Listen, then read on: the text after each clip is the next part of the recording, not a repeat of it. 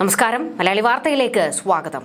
സ്വർണ്ണക്കൊള്ളയിൽ ചറപറ CPMകാരുടെ arrest ആയതോടെ പാർട്ടിക്ക് തല പുറത്ത് കാണിക്കാൻ കഴിയാത്ത ഗതികേടാണ്. സോഷ്യൽ മീഡിയയിൽ വരുന്ന ട്രോളുകൾ കണ്ട് ഒരു മുഴം കയറിലങ്ങ് തൂങ്ങിയാലോന്ന് party secretary MV Govindan. CPM cyber വെട്ടുകിളി കൂട്ടത്തിനും വായിലെ പിരിവെട്ടി നിൽക്കുന്നു. മറ്റേത് CPMന് നേരെ ആര് വന്നാലും കൊത്തിപ്പറിക്കാൻ ഇറങ്ങുന്ന ടീം ശബരിമലയിൽ തീയും പുകയും പോയി നിൽക്കുന്നു. കനലൊരു തരികളെയെല്ലാം വെള്ളമൊഴിച്ച് കെടുത്തിയിരിക്കുകയാണ്.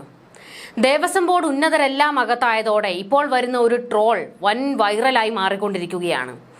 2 പ്രസിഡന്റുമാർ, 1 കമ്മീഷണർ, 1 തിരുവാഭരണം commissioner, 1 executive officer, 1 administrative officer, ഇത്രയും പേർ അകത്തായ സ്ഥിതിക്ക് ദേവസ്വം ബോർഡിന്റെ ഒരു ബ്രാഞ്ച് ജയിലിൽ തുടങ്ങിയാൽ പൊളിക്കും. ഇതാണ് ശ്രീജിത്ത് പണിക്കർ പങ്കുവച്ച ഒരു പോസ്റ്റ്. എന്നാൽ പിന്നെ മുഖ്യമന്ത്രിക്ക് ഒരു അപേക്ഷ ഞങ്ങൾ സമർപ്പിച്ചേക്കാമെന്ന് കമന്റ് ഇട്ട് മലയാളികളും കത്തിച്ചു. എവിടെ ഇരുന്നായാലും ഭരിച്ചാൽ പോരെ, ഭയം വേണ്ട, ജാഗ്രത മതി പിണറായി എന്ന് പരിഹാസം വരുന്നത്. സോഷ്യൽ മീഡിയയിൽ വമ്പൻ ട്രോളുകളാണ് ശബരിമല കൊള്ളയുമായി ബന്ധപ്പെട്ട് ദിവസവും പുറത്തു വരുന്നത്. സാധാരണ CPMന് നേരെ ട്രോളും പരിഹാസവും ഒക്കെ വരുമ്പോൾ CPMന്റെ സൈബർ ഗ്രൂപ്പ് ഇറങ്ങി വെട്ടിനിരത്താറാണ് പതിവ്. പക്ഷേ ഇവിടെ ഇപ്പോൾ CPM സൈബർ കൂട്ടത്തിനും ഒരക്ഷരം മിണ്ടാൻ കഴിയാത്ത അവസ്ഥയാണ് ഉണ്ടായിരിക്കുന്നത്. ശ്രീജിത്ത് പണിക്കർ മറ്റൊരു പോസ്റ്റ് കൂടി പങ്കുവച്ചിട്ടുണ്ട്. അതിങ്ങനെയാണ്: വാസു സാറിനെയും പപ്പൻ സാറിനെയും താമസിപ്പിച്ചിരിക്കുന്ന സെല്ലിന്റെ കവാടം വലിയ ഉരുളൻ കല്ലുകൊണ്ട് അടയ്ക്കണം എന്നാണ് എൻ്റെ ഒരിത്. അല്ലെങ്കിൽ ലവന്മാര് ചിലപ്പോൾ ശീലത്തിന്റെ പുറത്ത് കട്ടിളയും തുരന്ന് കതകും പൊളിച്ച് ദ്വാരപാലകരായ പോലീസുകാർ ധരിച്ചിരിക്കുന്ന യൂണിഫോമും അടിച്ചുകൊണ്ട് മുങ്ങിക്കളയും. ഇങ്ങനെയൊക്കെ വലിയ ട്രോളുകൾ CPMന് നേരെ ശക്തമായി ഉയർന്നുകൊണ്ടിരിക്കുകയാണ്. ശ്രീജിത്ത് പണിക്കർ ഈ പങ്കുവച്ച പോസ്റ്റിന് താഴെ CPMനെ അങ്ങേയറ്റം പരിഹസിക്കുന്ന കമന്റുകളാണ് പലരും പങ്കുവച്ചിരിക്കുന്നത്. ആ കമന്റുകൾ കൂടി നമുക്കൊന്ന് നോക്കാം. ജയിലിന്റെ വാതിൽ പാളിയും കട്ടിളയും മേൽക്കൂരയും തറയും ഈ തറകൾ പൊളിക്കും എന്നാണോ? ഈ കൊള്ള സംഘം ഇരുമ്പ് കമ്പി ഒടിച്ചു മടക്കി ആക്രിക്കടയിൽ വിറ്റ് കാശാക്കും, സൂക്ഷിച്ചോ എന്നാണ് മറ്റൊരാളുടെ കമന്റ്. പക്ഷേ ജയിലിലെ അഴികളെല്ലാം സ്വർണത്തിൽ പൊതിഞ്ഞതാകണം, എങ്കിലേ വാസു പപ്പൻ സാറിനൊക്കെ ഭരിക്കാൻ ഒരു ഇത് വരികയുള്ളൂ. ദേവസ്വം ബെഞ്ചിനെ പോലെ ദേവസ്വം ബ്രാഞ്ച് അത് പൊളിക്കും. ദേവസ്വം ബെഞ്ചിന്റെ ആ ജയിൽ ബ്രാഞ്ച് CPIMന്റെ ജയിൽ പോളിറ്റ് ബ്യൂറോ ആക്കുന്നതിൽ ബുദ്ധിമുട്ടുണ്ടോ? മേൽനോട്ടത്തിന് ഒരു മന്ത്രിയെ കൂടി കൂട്ടിയാലോ? അതും നല്ലതായിരിക്കും. കേരളത്തിൽ കഴിഞ്ഞ 10 വർഷം നടന്നിട്ടുള്ള കാട്ടുകൊള്ളകൾ കേന്ദ്ര ഏജൻസികൾ കൃത്യമായി അന്വേഷിച്ച് കോടതികൾ സത്യസന്ധമായി കാര്യങ്ങൾ കൈകാര്യം ചെയ്യുകയും ചെയ്തിരുന്നുവെങ്കിൽ CPM പോളിറ്റ് ബ്യൂറോ ജയിലിൽ കൂടിയേനെ. അതിനും പിന്നോട്ട് അന്വേഷിച്ചാൽ നിയമസഭ ജയിലിൽ കൂടാമായിരുന്നു. ഭരണ പ്രതിപക്ഷ അംഗങ്ങൾക്ക് അത്രയ്ക്ക് മികച്ചതാണ്. ഇതായിരുന്നു മറ്റൊരാളുടെ കമന്റ്. കോടതിയിൽ കേസ് വരുമ്പോൾ ദേവസ്വം പണമെടുത്തോ ഖജനാവിലെ പണമെടുത്തോ ഡൽഹിയിൽ നിന്നും മുന്തിയ തരം വക്കീലിനെ ഇറക്കി ഇവരെ രക്ഷിക്കാൻ പിണറായി ഭരണകൂടം ശ്രമിക്കും. നമ്മൾ ഇതെത്ര കണ്ടിരിക്കുന്നു. കടകംപള്ളിയെ കൂടി കാത്തിരിക്കുകയാണ് യൂണിറ്റ് തുടങ്ങാൻ വേണ്ടി. അതുകൂടി അകത്തെത്തിയാലേ അതിന്റെ കോറം തികയുകയുള്ളൂ എന്നാണ് ഒരാൾ കമന്റ് ചെയ്തിരിക്കുന്നത്. കോടതി മേൽനോട്ടത്തിൽ അന്വേഷണം നടന്നതുകൊണ്ട് കള്ളന്മാർ വലയിൽ. മോദിയുടെ കേന്ദ്ര ഏജൻസികൾ മുൻപ് പിണറായിയുടെ സ്വർണ്ണ ഡോളർ കടത്ത് അന്വേഷണം നടത്തിയതുപോലെ ആയിരുന്നുവെങ്കിൽ കാണാമായിരുന്നു.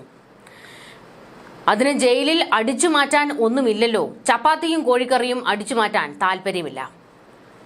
എല്ലാവരും ഒരിടത്തായിരുന്നുവെങ്കിൽ state committee, ward committee, polit bureau, world meeting എല്ലാം എപ്പോൾ വേണമെങ്കിലും കൂടാമായിരുന്നു. സെക്രട്ടറി കൂടി കൂടട്ടെ.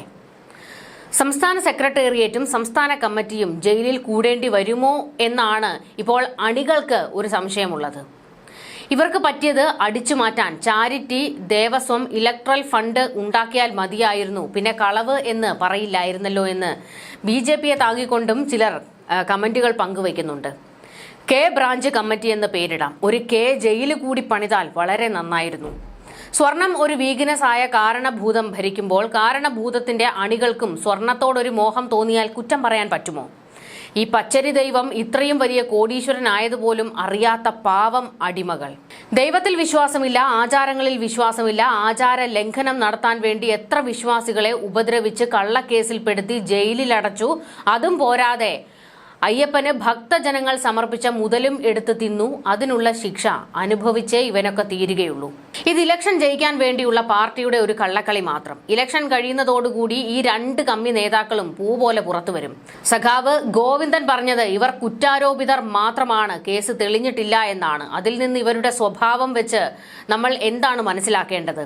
ഇനി ഇലക്ഷൻ കഴിഞ്ഞ് ജയിലിൽ നിന്ന് വരുമ്പോൾ ഇവർക്ക് അത്യുജ്വലമായ സ്വീകരണം ഉണ്ടാകുന്നതാണ്. വൈകാതെ നമുക്ക് അതും കാണാം. ഇങ്ങനെ നീളുന്നുണ്ട് ശ്രീജിത്ത് പണിക്കറിന്റെ പോസ്റ്റിന് താഴെയുള്ള കമന്റുകൾ. എല്ലാവർക്കും അറിയാം CPM ഏതറ്റം വരെയും പോയാണെങ്കിലും ഇവരെയൊക്കെ സംരക്ഷിക്കും എന്നുള്ളത്. തദ്ദേശ നിയമസഭാ തെരഞ്ഞെടുപ്പുകൾ അടുത്തു വരുന്നത് കൊണ്ട് തൽക്കാലം ഒന്ന് പത്തി മടക്കിയിരിക്കുന്നു എന്നുള്ളതല്ലാതെ ഇതൊക്കെ കഴിയുമ്പോൾ ഇവന്മാർ പത്തി വിരിച്ച് വീണ്ടും ആടുമെന്ന് തന്നെയാണ് എല്ലാവരും കമന്റുകൾ രേഖപ്പെടുത്തുന്നത്.